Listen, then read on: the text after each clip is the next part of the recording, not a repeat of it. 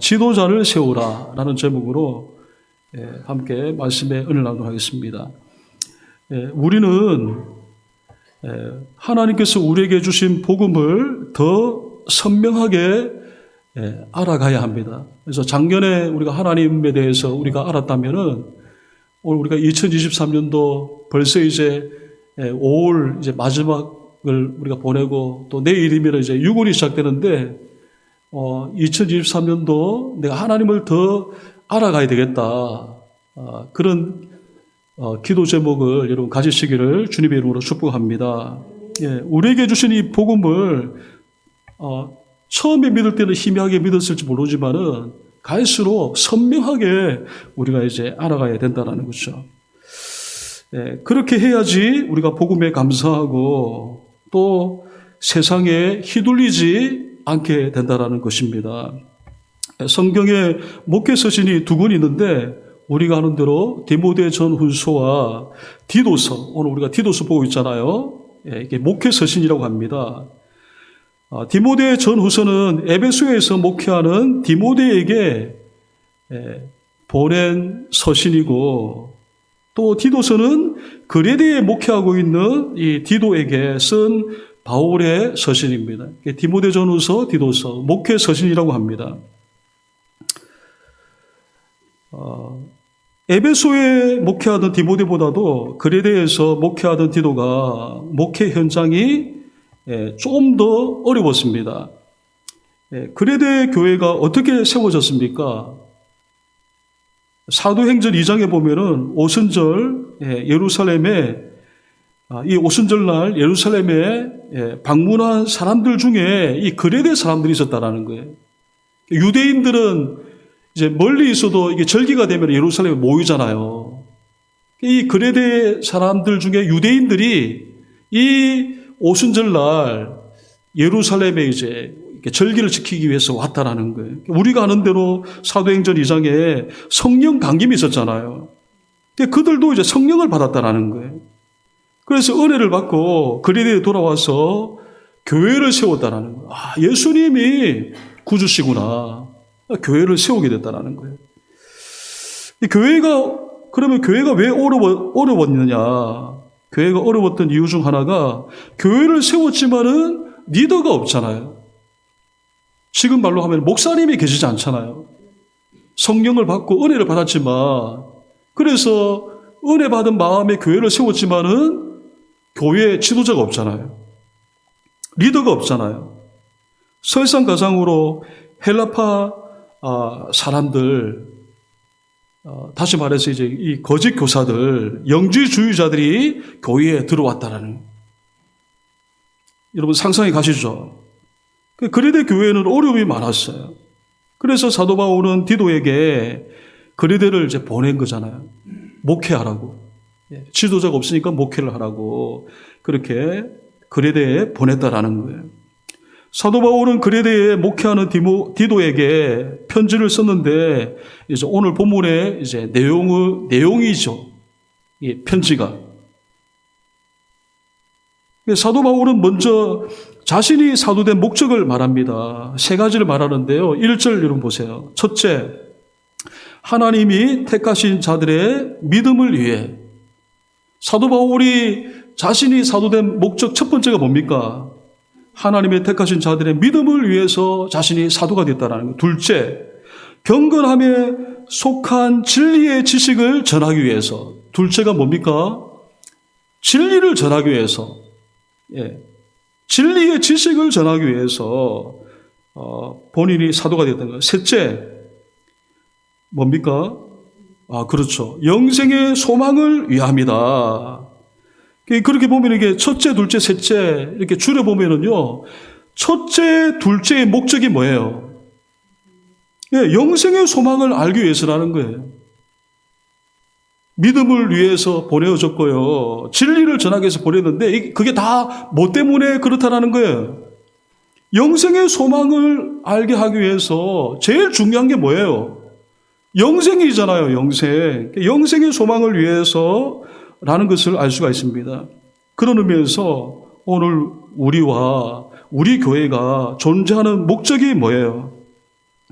오늘 우리의 영생과 다른 사람의 영생의 소망이 있다라는 것을 알리기 위해서 오늘 우리가 존재하고 교회가 존재한다라는 것이죠. 교회가 존재하는 이유는요, 영혼 구원하는 것이에요. 다시 한번 우리의 존재 목적이 영혼 구원이 되시기를 주님의 이름으로 축복합니다. 영혼 구원이에요. 그렇게 하다가 하나님 앞에 이제 서게 되는 거죠. 하나님 분명히 물으세요. 뭐라고 묻겠습니까? 너 뭐 하다가 왔냐? 그러면 우리가 뭘 준비를 해야 돼요? 하나님, 제가 영혼 구원하다가 왔습니다.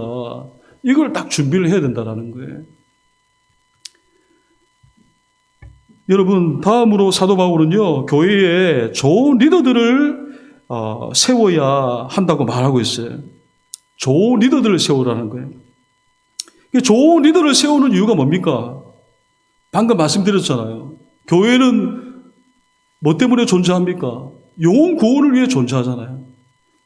그러니까 좋은 리더가 세워져야지 교회에 맡겨진 이 영혼 구원의 사명을 감당하게 된다는 거죠. 교회를 건강하게 세운다고 하는 것은요, 좋은 리더들이 되는 것을 말하는 것입니다. 좋은 리더에 대해서 크게 세 가지를 말하는데요. 다 살펴볼 수 없지만 크게 세 가지 살펴보면, 첫째, 자기 자신을 잘 다스리는 사람이 되어야 된다는 거예요. 7절 말씀 보세요. 감독은 하나님의 청지기로서 책망할 것이 없고 제 고집대로 하지 아니하며 급히 분내지 아니하며 술을 즐기지 아니하며 구타하지 아니하며 더러운 이득을 탐하지 아니하며 아니하며 5번 나와요. 아니하면은 뭘 말합니까? 자기 자신을 잘 다스리는 사람이 되어야 된다는 거예요. 그리고 자기 자신을 잘 다스리는 사람의 특징 중 하나가 바른 성품을 가지는 사람이 될 것을 말하고 있다는 거예요.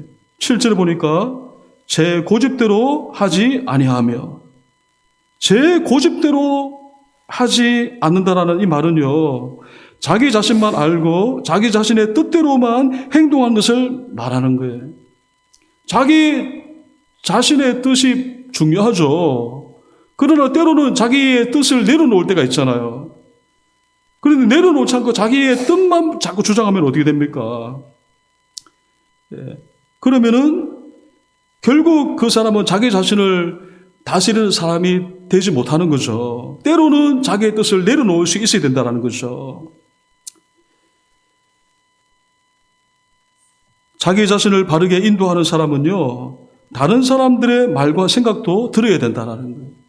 우리가 신앙생활을 하다 보면은 처음에는 신앙생활 할 때 자꾸 내 주장만 이렇게 막 주장하다가 이제 좀 신앙에 들어가면 어떻게 합니까? 그때부터 경청하잖아요, 경청. 목장이 좋은 거예요, 그래서. 목장은 이제 어떻게 합니까? 돌아가면서 이렇게 같이 말을 듣잖아요. 경청을 하잖아요, 경청. 경청 훈련을 하는 거죠. 내 말만 하는 게 아니잖아요. 그래서 한 번 목장에 올 때 VIP 오면은 지난번에 어느 목장인가 가니까 그 정숙이 아줌마입니까? 그 한번 얘기해 보라니까 자기 말만 계속 지금 하잖아요. 그러니까 어떤 한 면으로는 생각할 때는 그렇게 뭐 이렇게 얘기할 수 없지만은 이제 경청, 어떻든 간에 이제, 자기 자신을 바르게 인도하는 사람은 다른 사람들의 말도 경청할 줄 알아야 된다는 거죠. 자, 둘째, 다른 사람을 잘 인도해야 된다는 거예요. 6절과 7절에 보니까 책망할 것이 없다라는 말이 나오잖아요. 책망할 것이 없어야 한다는 말은 무슨 말입니까? 자기 자신을 잘 다스려야 하지만은 동시에 다른 사람을 잘 인도해야 한다는 말이죠. 그래서 6절에 보니까 믿는 자녀를 두어야 된다라고 말을 했는데, 다른 사람을 잘 인도하는 사람은 무엇보다도 누구를 잘 인도해야 됩니까? 그래서 자기 자녀를 잘 인도해야 된다는 거죠. 자, 세 번째, 바른 리더가 되기 위해서는 말씀을 바르게 알고 가르칠 수 있어야 한다는 거 말하고 있다는 게 9절 말씀 보세요. 미쁜 말씀의 가르침을 그대로 지켜야 하리니 이는 능히 바른 교훈으로 권면하고 거슬러 말하는 자들을 책망하게 하려 함이라. 본인이 말씀에 바로 서고, 그리고 본인이 말씀에 바로 설 때에 다른 사람을, 그런 목적은 아니지만은 또 이제 그 잘못했을 때 또 이렇게 말씀을 가지고 자기의 감정을 따라서 책망하는 것이 아니라 말씀을 가지고 이렇게 조절을 할 수 있어야 된다는 거죠. 바울은 이렇게 좋은 리더들을 세우라고 말하고 있어요. 좋은 리더를 세워야 하는 목적은 하나입니다. 앞에 말씀드린 것처럼 교회의 존재 목적이 뭐예요? 영혼 구원하는 거잖아요. 좋은 리더를 세워야 하는 목적은요, 결국에는 교회의 존재 목적인 영혼 구원을 위해서 이렇게 달려가도록 하기 위함이라는 거예요.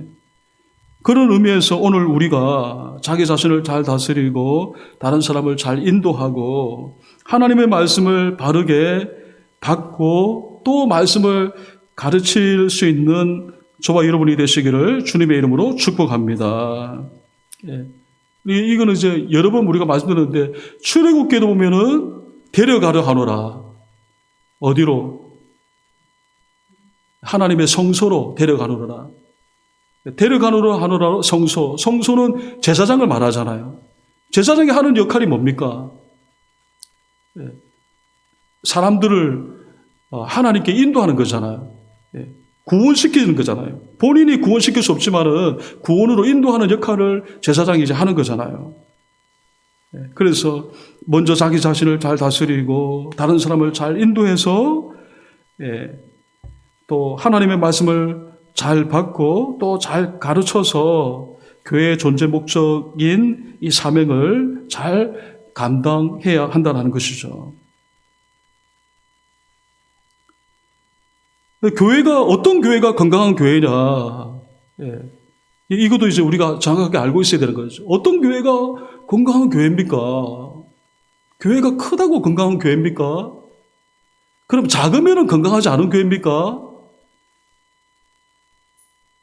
어떤 교회가 건강한 교회냐라는 개념을 우리가 알고 있어야 되는 거죠. 건강한 교회는요, 사명 감당하는 교회. 사이즈가 작다 하더라도 있잖아요.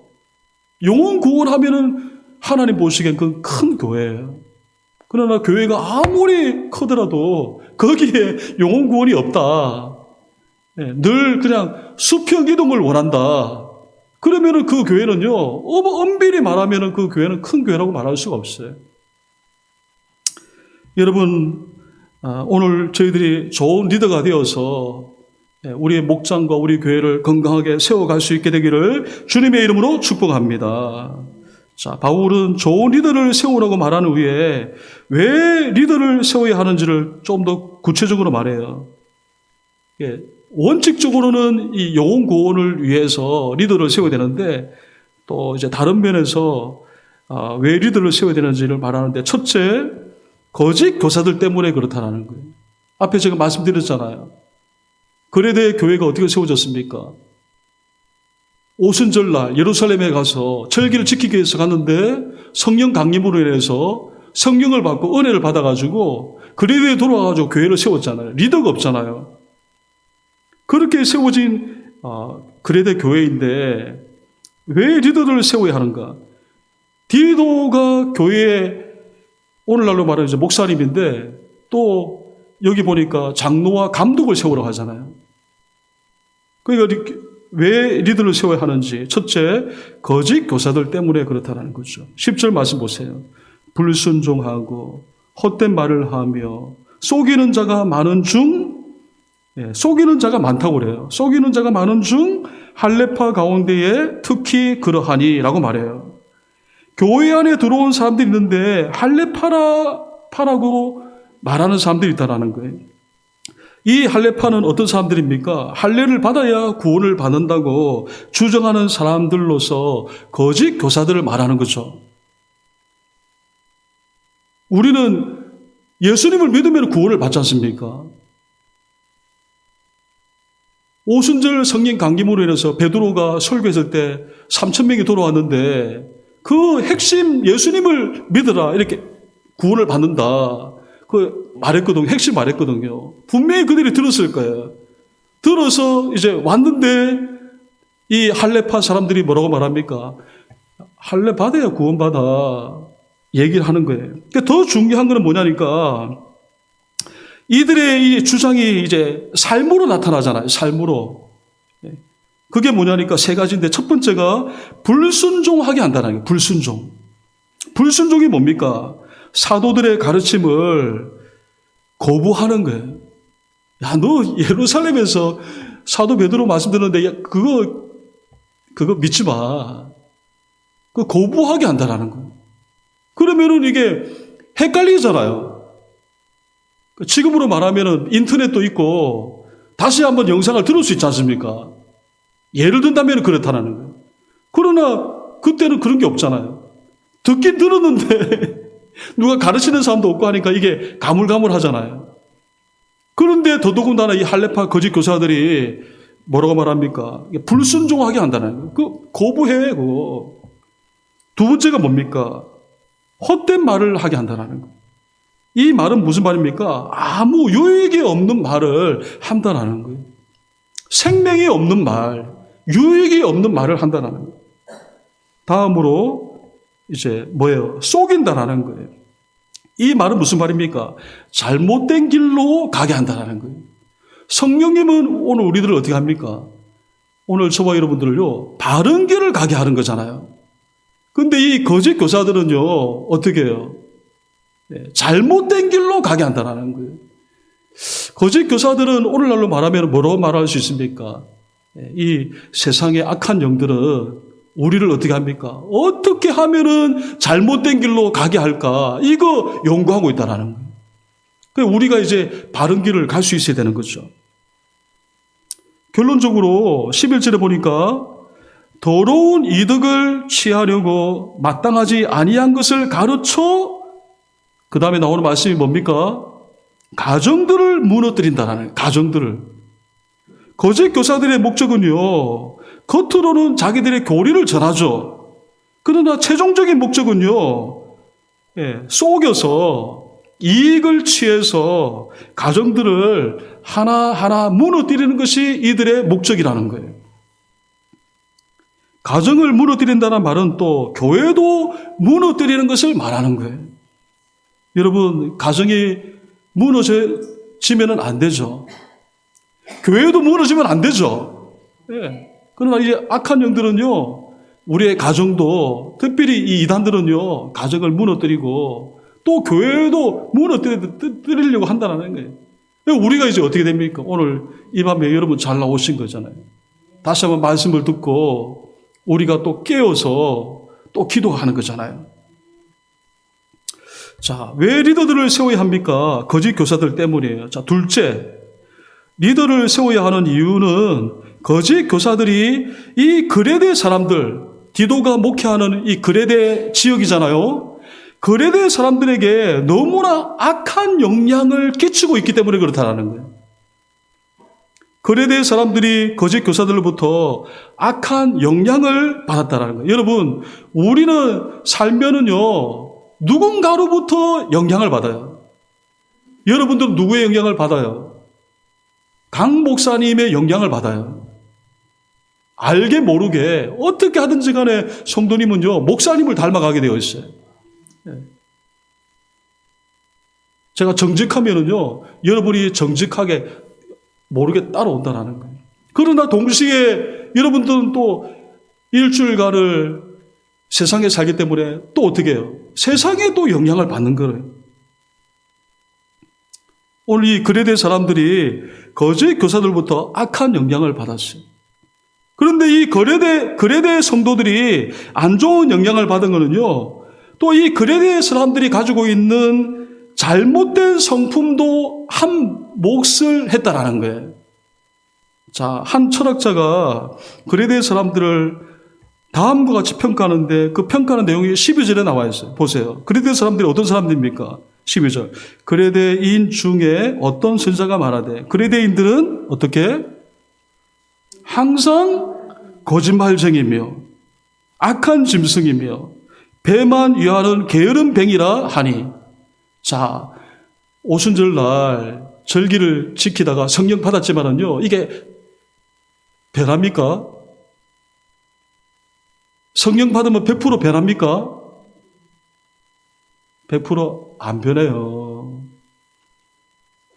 우리가 주일날 계속해서 은혜를 받아야 된다는 거예요. 은혜의 자리에 와서 계속해서 은혜를 받아야 된다는 거예요. 성령 강림, 놀라운 성령 강림 사건이 있었는데도 불구하고 여전히 그래도 사람들은 어떻게 합니까? 거짓말쟁이고 악한 짐승이고, 이건 좀 심한 말이잖아요. 그리고 배만 위하는 게으름뱅이다, 그렇게 말하고 있다는 거예요. 여기 거짓말쟁이라는 말은요, 글자 그대로 거짓말쟁이의 대명사라는 말이에요. 당시 사람들은요, 그레데 쓰면은요, 읽을 때는 거짓말 이렇게 읽었다라는 거예요.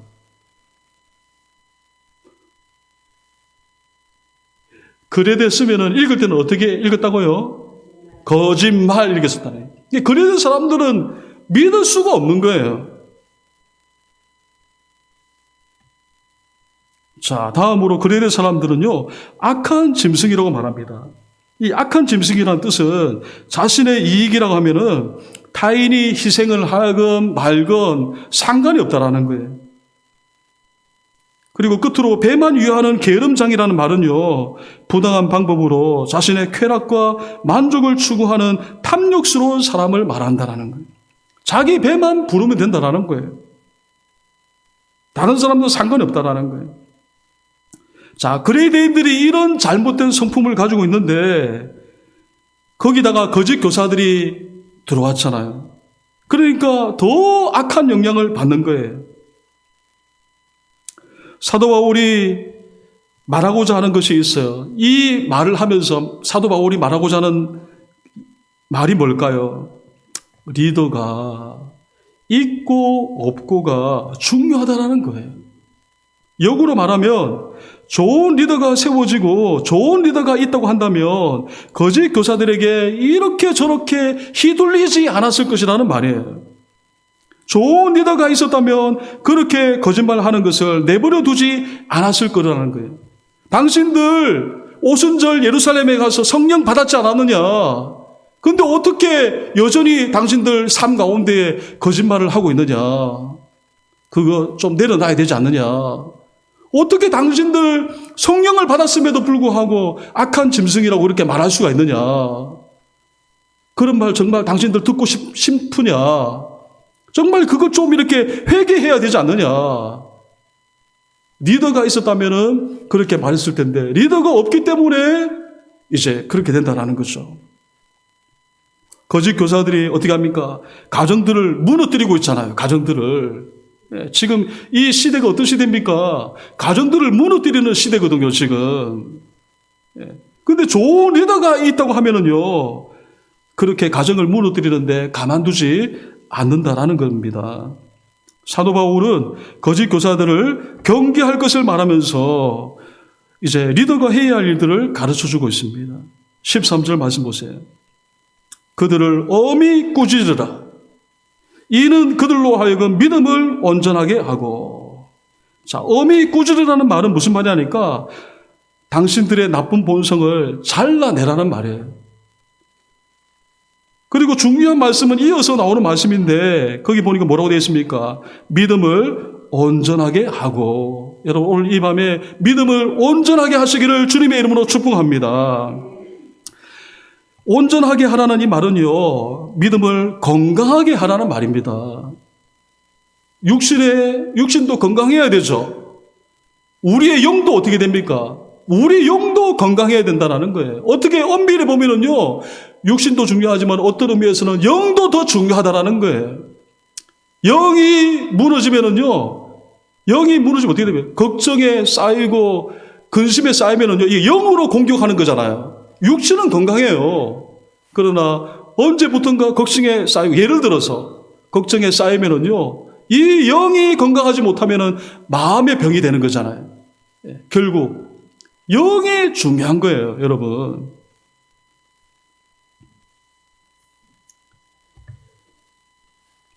이 나쁜 본성을 잘라내라는 거예요. 자, 그러니까 중요한 말씀은 믿음을 온전케 하라는 말이에요. 믿음을 온전케 하라는 말은 건강하게 하라라는 말이에요. 자, 그러면 어떻게 하는 것이 우리의 믿음을 건강하게 하는 것이겠습니까? 오늘 본문에 근거하면은요, 외부로 나타난 것이 중요한 게 아니라 깨끗한 내면을 보라고 말하고 있어요. 자, 15절 말씀 한번 읽어보겠습니다. 깨끗한 자들에게는 모든 것이 깨끗하나 더럽고 믿지 아니하는 자들에게는 아무것도 깨끗한 것이 없고 오직 그들의 마음과 양심이 더러운지라. 자, 거짓 교사들이 가르쳤잖아요. 거짓 교사들이 가르친 것 중에 하나가 뭡니까? 외적인 것이 깨끗하면 깨끗하다고 가르쳤다라는 거예요. 다시 한번 말합니다. 겉으로 깨끗하다고 한다면은요, 그건 깨끗한 거야 라고 가르쳤다라는 거예요. 이단들의 특징이 뭡니까? 겉으로 얼마나 깨끗해요? 깨끗하죠? 이단들이 그렇게 가르쳤다라는 거예요. 여러분, 과연 외적으로 깨끗하면은 다 깨끗한 것입니까? 우리가 아는 대로 이단들의 특징은요, 겉으로 깨끗한 척하지만 내면은 그렇지 않다라는 거예요. 내면은 얼마나 추악한지 몰라요. 그래서 사도 바울은요, 외적인 것이 중요한 것이 아니라 내면이 중요하다고 말하고 있다는 거예요. 여러분 여기에 동의하시죠? 네. 외적인 것도 물론 중요해요. 그러나 더 중요한 것은 우리의 내면이 중요하다는 거예요. 자, 사도 바울은 내면이 중요하다는 말을 하면서 중요한 말을 해요. 15절에 보니까 상반절에 뭐라고 되어 있습니까? 여러분 이거 보셔요. 같이 읽어볼게요. 깨끗한 자들에겐 모든 것이 깨끗하나. 맞죠? 예. 다시 한번 보겠습니다. 깨끗한 자들에게는 모든 것이 깨끗하나라고 말했습니다. 깨끗한 자들이라는 말을 유의 있게 보시길 바랍니다. 여러분 이 말씀을 여러분 곰곰이 여러분 묵상해 보셔요. 깨끗한 자들. 복음의 시작은요, 내가 깨끗해졌음을 아는 것입니다. 오늘 저와 여러분들은 깨끗해졌어요. 깨끗한 자들에게는 모든 것이 깨끗해졌음을 여러분 믿으십니까? 여러분 어쩌면은요,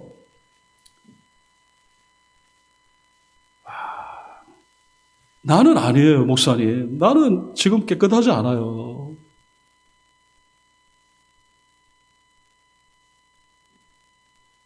나는 깨끗하지 않습니다, 목사님. 그렇게 말할 수 있을 거예요.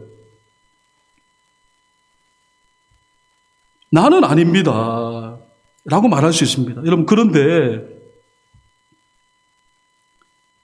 우리는 예수님을 믿을 때 어떻게 됐어요? 깨끗해졌어요. 그런데 지금은 우리가 더러워졌다라고, 좀 깨끗하지 않다라고 말할 수 있을지 몰라요. 바울은 이제 이 거짓 교사들을 얘기하면서 우리에게 뭐라고 말합니까? 예수님을 믿을 때 깨끗해졌다라고 말한다는 거예요. 15절에요. 예수님을 믿을 때 오늘 저와 여러분이 어떻게 됐어요? 깨끗해졌다라는 거예요. 지금도 어떻게 해요? 지금도 유효해요. 지금도 깨끗해졌어요. 이것이 뭐예요? 이것이 복음이에요.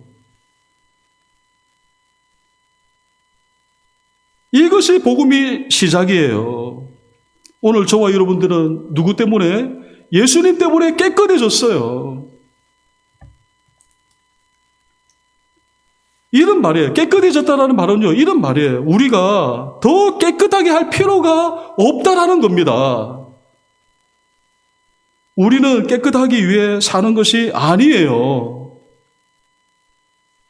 내가 깨끗해졌다는 것에 감격하면서 감사하며 사는 것입니다.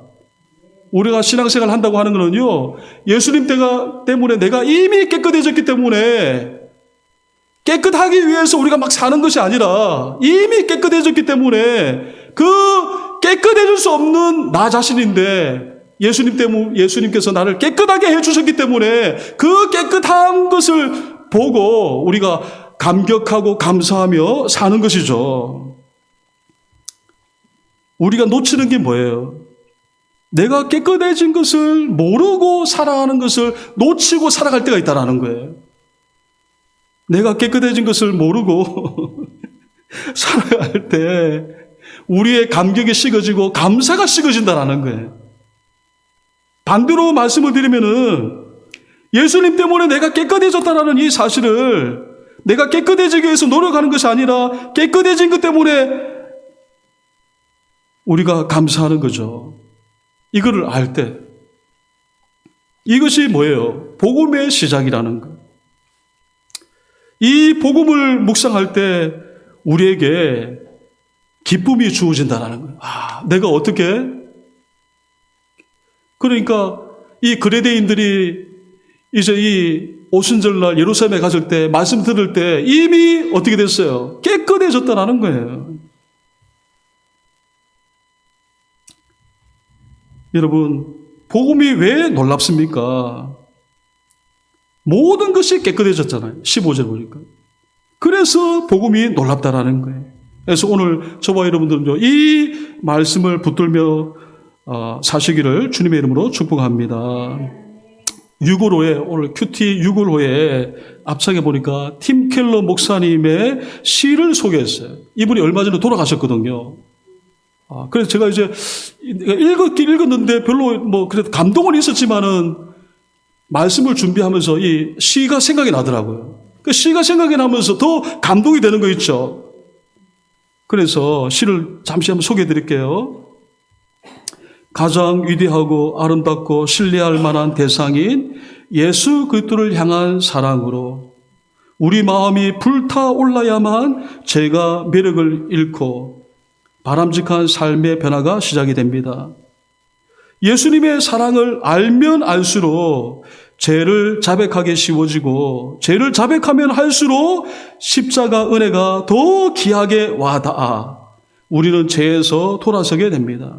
그럴 때 비로소 사랑의 주님과 완전한 기쁨으로 동행합니다. 이게 시의 끝이에요. 시의 끝이 어떻게 끝나냐니까 사랑의 주님과 완전한 기쁨으로 동행한다라는 거예요. 팀켈러 목사님은 이 복음을 알고 계셨던 거죠. 예수님의 사랑, 그 사랑의 주님을 노래했는데 이 복음을 알고 계셨다라는 거예요. 우리가 예수님 때문에 오늘 본문에 의하면 어떻게 된 거예요? 깨끗해진 거예요. 다시 말씀드리지만 우리는 깨끗하게 하도록 이렇게 지금 노력하는 그런 말이 아니에요.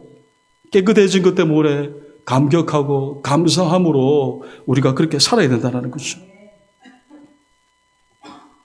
예수님의 사랑이 어떻게 나타났습니까? 나를 깨끗하게 하신 그 예수님의 사랑으로 나타났다는 거예요. 여러분, 깨끗한 자들에게는 모든 것이 깨끗하다는 이 말씀을 여러분 묵상하시기를 주님의 이름으로 축복합니다. 감사가 되잖아요. 나 깨끗해져. 우리는 어떻게 보면 이 복음을 놓치면서 내가 막 자꾸 닦으려고 하고 씻으려고 하고 그러지는 않으지. 여러분, 우리가 하나님 곁에 갈 때까지 완전히 깨끗해진 거예요. 얼마나 놀랍습니까? 복음이 이렇게 놀랍다라는 거예요. 그래서 오늘 이 복음을 붙들고 또 복음을 위해서 살아가는 우리 모두 되시기를 주님의 이름으로 축복합니다.